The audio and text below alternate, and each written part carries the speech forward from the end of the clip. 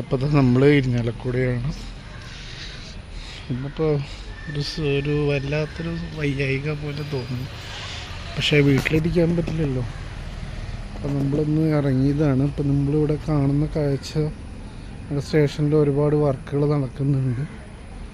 അപ്പം ഞാനന്ന് പാലരുവിയിൽ വന്നിറങ്ങുമ്പോൾ അവിടെ ഇതുപോലെ ഷീറ്റ് മാറ്റുന്ന പരിപാടികളും കാര്യങ്ങളൊക്കെ നടക്കുന്നുണ്ടായിരുന്നു.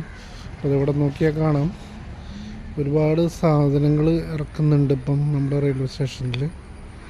അപ്പം നമ്മുടെ സ്റ്റേഷൻ അടിമുടി മാറുകയാണ്. ഒരുപാട് സന്തോഷമുണ്ട് ഈ ഒരു കാര്യത്തിൽ. അപ്പോൾ 1-ാം തീയതി മുതൽ നിയമങ്ങളെല്ലാം മാറുകയാണ്. പല നിയമങ്ങൾ വളരെയധികം കർശനമാവുകയാണ്. ഇനി മുതൽ വാലിഡ് ടിക്കറ്റ് ഇല്ലാതെ പ്ലാറ്റ്ഫോമിൽ കയറാനോ ട്രെയിനിൽ കയറാനോ പറ്റില്ല.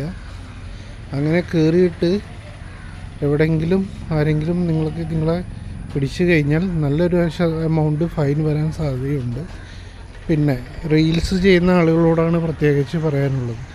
ഇനി നിങ്ങളിതേപോലെ റീൽസ് റെയിൽവേ ട്രാക്കിൽ അപകടകരമായ രീതിയിലുള്ള വീഡിയോസ് ചിത്രീകരിക്കുകയാണെങ്കിൽ നിങ്ങൾക്ക് അതിനുള്ള 8-8 16 മണി കിട്ടാൻ സാധ്യതയുണ്ട്. അപ്പോൾ ദയവ് ചെയ്ത് ഇങ്ങനെയുള്ള പ്രവൃത്തികളൊന്നും ആരും ചെയ്യാതിരിക്കുക.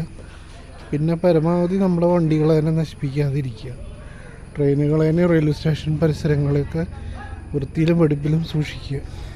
ഇവിടെ ഒരു കാഴ്ച കാണിച്ചു തരാം. ഇത്രയും ഭംഗിയുള്ള കേരളത്തിലെ റെയിൽവേ സ്റ്റേഷൻ്റെ ഒരു അവസ്ഥയാണ് ഈ പറയുന്നത്. ഇതിന് നമ്മൾ ആരേനെയാ പറയുക? വേസ്റ്റ് മുഴുവൻ റെയിൽവേ പ്ലാറ്റ്ഫോമിലിടുക.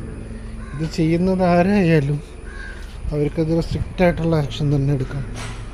കാരണം ഈ റെയിൽവേ പ്ലാറ്റ്ഫോം എന്ന് പറയുന്നത് നമ്മുടെ സ്വത്താണ്. റെയിൽവേ സ്റ്റേഷനുകളായാലും തീവണ്ടികളായാലും ഇതെല്ലാം നമ്മുടെ സ്വന്തമാണ്.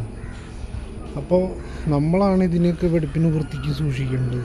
ഇത് നിങ്ങളൊന്ന് കാണും, നോക്കൂ, അവസ്ഥ നോക്കൂ. നിങ്ങൾ ഇങ്ങനെയാണോ നിങ്ങൾ വീടുകളിൽ അവൻ്റെ കുടുംബങ്ങളിൽ ഇങ്ങനെയായിരിക്കും ചെയ്യുന്നതല്ലേ?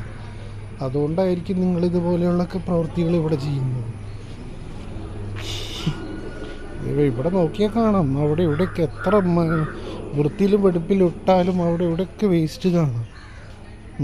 അത് ഇടേണ്ടടുത്ത് കൊണ്ട് ഇടില്ല. ഇത് ഇങ്ങനെ ഇതുപോലെ റെയിൽവേ സ്റ്റേഷനുകളായാലും ട്രെയിനുകളായാലും പൊതുസ്വത്താണ് നമ്മുടെ. അത് കാത്തു സംരക്ഷിക്കേണ്ടത് നമ്മുടെ ചുമതലയാണ്. ദയവ് ചെയ്ത് ഇത്തരം കാര്യങ്ങൾ ആരും ചെയ്യാതിരിക്കും. പിന്നെ അത് അടുത്തൊരു വണ്ടിയും കൂടി വരുന്നുണ്ട്. അപ്പം ഒരുപാട് പ്രശ്നങ്ങളുണ്ട്. ഇനിയിപ്പം ഫുട്ബോളിൽ ഇരുന്ന് യാത്ര ചെയ്താലും അതിനൊക്കെ ഫൈൻ വരും. ഇനി ഫുട്ബോളിലാണെങ്കിലും ഡോർമിൽ നിന്ന് യാത്ര ചെയ്താലൊക്കെ നിങ്ങൾക്ക് നല്ലൊരു എമൗണ്ട് ഫൈൻ കിട്ടാൻ ചാൻസ് ഉണ്ട്.